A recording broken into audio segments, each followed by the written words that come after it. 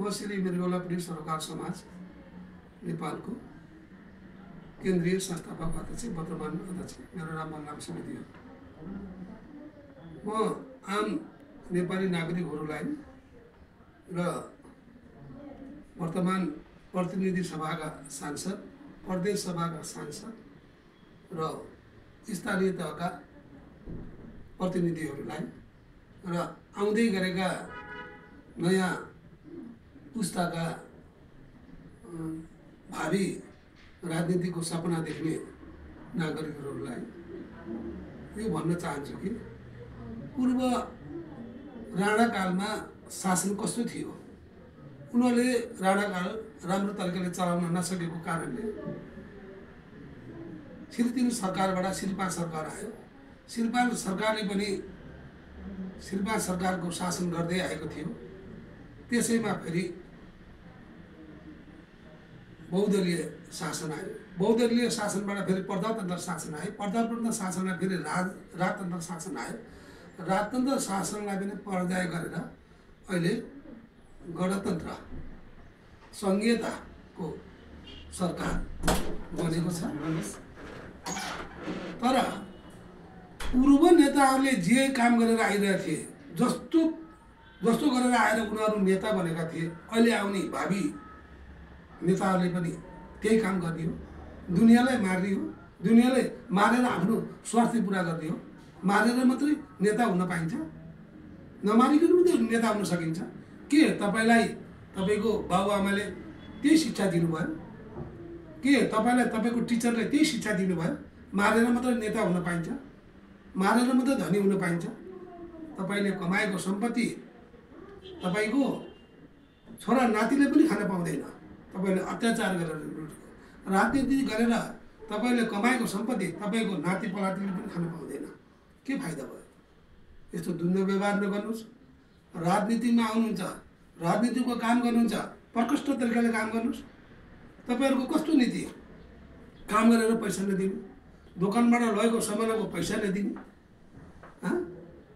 चुनावको चुन्न लिने, चुनावमा जनतालाई प्रयोग गर्ने, माइती घरमा प्रदर्शनमा उतार्ने, गरिब जनतालाई उतार्ने र आफ्नो हक र अधिकारको लागि लड्छु भनेर भन्ने, जनताको लागि लड्छु भनेर भन्ने, आफ्नो स्वार्थ गर्ने। त्यस्तो गरेर राजनीति नगर्नुहोस्। कसैलाई पनि नमार्नुहोस्। गरिब आम जनतालाई चाहिँ सर्वहारा जनतालाई बाँच्न दिनुहोस्। हामी बाँच्न चाहन्छौँ।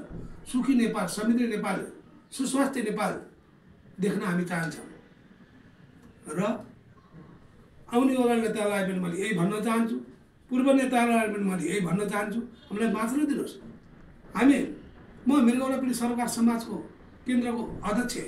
हामी 2071 सालमा संस्था खुलेर आजसम्म पनि यो संस्थालाई चाहिँ मृगौला प्रत्यारोपण गरेका, डायलिसिस गरेका, क्यान्सर रोगी, मेरुदण्ड पक्षघात बिमारीहरूलाई सेवा सुविधा दिनुहोस् भनेर पूर्व सरकार शेरबहादुर देउवाज्यूलाई पनि हामीले बिन्ती पत्र चढायौँ। केपी शर्मा ओलीले बिन्ती पत्र चढायौँ। गगन थापाले उहाँ स्वास्थ्यमा चाहिँ उहाँले चाहिँ डायलिसिस निःशुल्क गरिदिनु भयो, स्वास्थ्य बिमा ल्याइदिनु भयो र आज हामी बाँच्न पाएका छौँ। हामीले माइती घरमा प्रदर्शनमा आउनुहोस् भन्दाखेरि आम नागरिक कोही पनि आएन। जो मृगौला प्रत्यारोपण गरेको छ, डायलिसिस गरेको, क्यान्सर रोगीले, मेरुदण्ड पक्षघात बिमारी र बिमारीका स्याहारकर्ताहरू मात्र आएर हामीले आन्दोलन गऱ्यौँ। बालुवाटारबाट आन्दोलन गर्दै गर्दा माइती घरसम्म आयो, संसद भवनसम्म पुग्यो। हाम्रो माग सरकारले दियो, वर्तमान सरकारले पनि दियो। सरकारमा तीन पार्टीहरू छन्, ठुल्ठुला दल पार्टीहरू। हाम्रो सरकार नदिएको होइन। मृगौला प्रत्यारोपण गरेकोले अहिले 5,000 पाउनुहुन्छ, डायलिसिस गरेकोले 5,000 पाउनुहुन्छ, क्यान्सर बिमारीले 5,000 पाउनुहुन्छ, मेरुदण्ड पक्षघात बिमारीहरूले 5,000 पाउनुहुन्छ। सरकारले हाम्रो कुरा सुन्यो। अहिले डायलिसिस पनि निःशुल्क छ। अरू पनि स्वास्थ्यमा चाहिँ सुधार गर्नु पर्यो भनेर वर्तमान स्वास्थ्यमध्ये प्रतिपौडीलाई पनि हामीले जनाइरहेका छौँ। यस्ता रोग लागेका बिमारीहरूलाई स्वास्थ्य र शिक्षा निःशुल्क गर्नु पर्यो र चाहे सरकारी चाकरी होस्, चाहे प्राइभेट जागिर होस्, चाहे स्वदेशी होस्, चाहे विदेशी होस्, त्यो पेन्सनवाला छ भने त्यसले पनि यस्तो रोग लागेको छ, यस्तो भयानक रोग लागेको छ भने त्यसले पनि निःशुल्क हुनु पर्यो भनेर हामीले यस्तो तरिकाले आन्दोलन गर्ने। तपाईहरु आफ्नो स्वार्थको लागि कसैको घर उजाड्ने, कसैलाई विधवा बनाउने, कसैलाई बुढाबुढीले बुढेसकालमा पाल्ने छोराछोरीहरूलाई पनि तपाईँहरूले मार्ने, बुढाबुढी कसरी बाँच्ने, कसैको घरको वंश नाशै गरिदिने तपाईँहरूले, अर्काको घरको चाहिँ श्मशान घाट बनाइदिने, यस्तो तरिकाले तपाईँहरू नेता बनेर आउँदै हुनुभएको छ। त्यस्तो सपना अब आउने पिँढीले पनि नसोचोस् भन्ने मैले यो आग्रह गर्न चाहन्छु।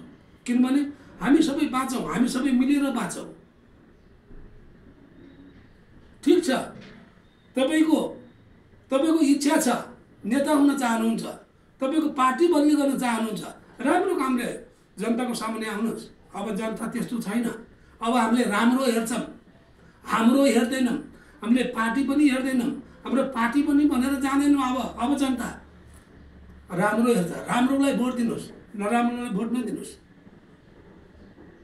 त्यही भएर सबैलाई हामी आग्रह गर्न चाहन्छौँ कि हजुरहरूले नेता बन्ने मन छ भने तपाईँको वडाबाट तपाईँ क्लिन हुनु पर्यो, तपाईँको गाउँबाट तपाईँ क्लिन हुनु पर्यो, तपाईँको गाउँपालिकाबाट तपाईँ एकदम क्लियरफाई हुनु पर्यो, तपाईँको स्थानीय तहबाट तपाईँ क्लियरफाई हुनु पर्यो, तपाईँको गाउँपालिका, नगरपालिका, उपमहानगरपालिका, महानगरपालिका केन्द्र कहाँको हुनुहुन्छ तपाईँ, त्यहाँको तपाईँले नो अब्जेक्सन सर्टिफिकेट ल्याउनु पर्यो, पुलिसबाट पनि नो अब्जेक्सन सर्टिफिकेट ल्याउनु पर्यो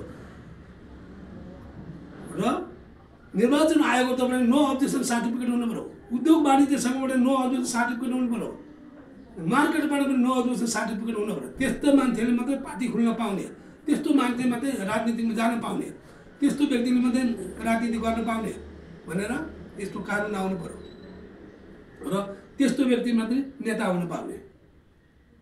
जसको सम्पत्ति छ त्यसले चाहिँ राजनीति गर्न पाउने, गुन्डागर्दी गर्न पाउने, सब कुछ गर्न पाउने, त्यस्तो शासनलाई हामीले अन्त्य गरौँ र अब आउने पिँढीहरूलाई हामीले के भन्न चाहन्छौँ, सही सलाहसम्म अब 2081 हामीले अब विदा गर्दैछौँ, 2082 आउँदैछ, 82 पछि 83 आउँछ, 84 लाग्ने बित्तिकै चुनाव छ।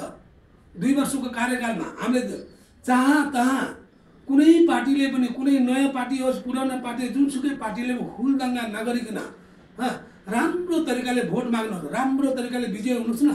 तपाईँ राम्रो नागरिक हुने त्यसै पनि भोट पाउनुहुन्छ। कसैलाई चाहिँ अघि राखेर चाहिँ तपाईँ चाहिँ भोट माग्ने चाहिँ काम नगरिदिनु होला। कसैको बेस लगाएर चाहिँ म फलानु पार्टीको हुँ भनेर चाहिँ भोट नमाग्नु होला। आफै सक्षम तरिकाले आउनुहोस् न, मेरो फलानु लोग हो, मैले यो काम गरेछु भने तपाईँले के सामाजिक काम गर्नुभएको छ, जनताको लागि केही काम गर्नुभएको छ, तपाईँ राजनीतिमा आउने सामाजिक काम गर्नुभएको छ, केही राम्रो काम गर्नुभएको छ, तपाईँ आउनुहोस्। तपाईँ जुन सब्जेक्ट तपाईँले डिग्री गरेर आउनुभएको छ, पास गरेर आउनुभएको छ, तपाईँ मन्त्री बन्ने हो भने त्यही सब्जेक्टको मन्त्री बन्नु पर्यो। पढेको छ एउटा, मन्त्री भएको छ एउटा सब्जेक्टमा, त्यस्तोले के विकास गर्ला? त्यस्तो पनि हुनु भएन। त्यही भएर मैले आम नागरिकलाई भन्न चाहन्छु, अब कसैको लैलैमा नजानुहोस्, कसैले बोलायो भन्दैमा नारा जुलुसमा नजानुहोस्। तपाईँको घरमा नि परिवार छ, भोलि भने तपाईँ चाहिँ अकालमा मृत्यु भयो, भोलि भने केही भयो भने तपाईँको घर कसले हेर्ने, मेरो घर कसले हेर्ने? त्यही भएर हामी कसैको लैलैमा नजाउँ, राम्रो काममा हामी जाउँ, नराम्रो काममा नजाउँ। कसैलाई उत्साहित गर्नलाई, कसैलाई चाहिँ त्यो व्यक्तिगत मान्छेलाई ठुलो पद दिलाउनुको लागि हामी त्यस्तो काममा नजाउँ। सम्पूर्ण नेपाली दाजुभाइ, दिदीबहिनी, आमा बुवाहरूलाई म नम्र निवेदन गर्न चाहन्छु कि हामी सुखी नेपाली, शान्ति नेपाली, समृद्ध नेपाली, सुस्वास्थ्य नेपाली, यस्तो राम्रो विश्वको सबभन्दा सुन्दर जग्गा, विश्वको वातावरणमा सबभन्दा सुन्दर, हाम्रो धार्मिक संस्कृतिमा सबभन्दा सुन्दर यस्तो हिमालय, माछापुत्र, नीलगिरी पर्वतको, पशुपतिनाथको, सगरमाथाको, बागमतीको किनारको, गण्डकी, काली गण्डकी, मुक्तिनाथको, वृन्दवासिनीको, गुहेश्वरी स्थानको यस्तो राम्रो हाम्रो पवित्र स्थानमा हामी बसिरहेका, देवगढ जस्तो स्थानमा, बागमती जस्तो स्थानमा, सुनकोशी जस्तो स्थान, पूर्व मेची, पश्चिम महाकाली, उत्तर 3 देवहुनेबाट हामी गढवालसित, दार्जिलिङसित, सिक्किमसित, कुमाऊँसित, हिमाचलसित, वेस्ट बङ्गालसित, बिहारसित, उत्तराञ्चलसित, युपीसित हामीहरू गाँसिएर, चीनसित गाँसिएर हामी चाहिँ भित्रमा बसेको हाम्रो पहाडको पट्काइ क्षेत्र, हाम्रो पड्काइ भनेको हाम्रो पुरै विश्वमा पहिल्यै देखाउने विश्वमा चाहिँ नेपाल थियो पड्काइ जति। तर तपाईँ हामी जस्ता नराम्रा नेताहरू निक्लिएर नराम्रो शासन गरेको हुनाले टुक्रा हुँदै हुँदै हुँदै गइसक्यो देश। अब टुक्रा हुन नदिनुहोस्। जति धेरै पार्टी भयो त्यति भारतलाई फाइदा हुन्छ, त्यति चीनलाई फाइदा हुन्छ, त्यति अमेरिकालाई फाइदा हुन्छ। जति धेरै पार्टी भयो त्यति बहुमतमा केही पनि काम हुँदैन। केही पनि काम गर्नु पर्यो, राम्रो काम गर्नु पर्यो भने बहुमतको सरकार चाहिन्छ। त्यही भएर हामीले बहुमतको सरकार ल्याऊ, बहुमतको सरकारलाई राम्रो काम गर्ने दिउँ। फेरि आउँछ नि तपाईँको बहिष्कार गर्ने। अहिले काम गर्ने समय काम गर्नुहोस् न। तपाईँले पनि के एउटा वार्ड दिएर आउनुभएको छ मैले यो काम गर्छु भनेर, तपाईँले के खालि अर्काको बहिष्कार गर्छु भनेर चाहिँ तपाईँ के चिनेर चुनेर आउनुभएको हो? त्यस्तो काम नगरिदिनुहोस्। जसले जित्नु भएको छ, जुन पार्टीमा आउनुभएको छ, तपाईँको सानो पार्टी भयो भने ठुलो पार्टी भयो, जस्तो पार्टी भए पनि राम्रोसित मिलेर काम गर्नुहोस्। देशलाई समृद्ध बनाओस्, सुखी नेपाली, समृद्ध नेपाली बनाऊ भन्दै म जय नेपाल नेपाललाई जय नेपाल भन्दै मैले चाहिँ नमस्कार गर्दछु। जय नेपाल।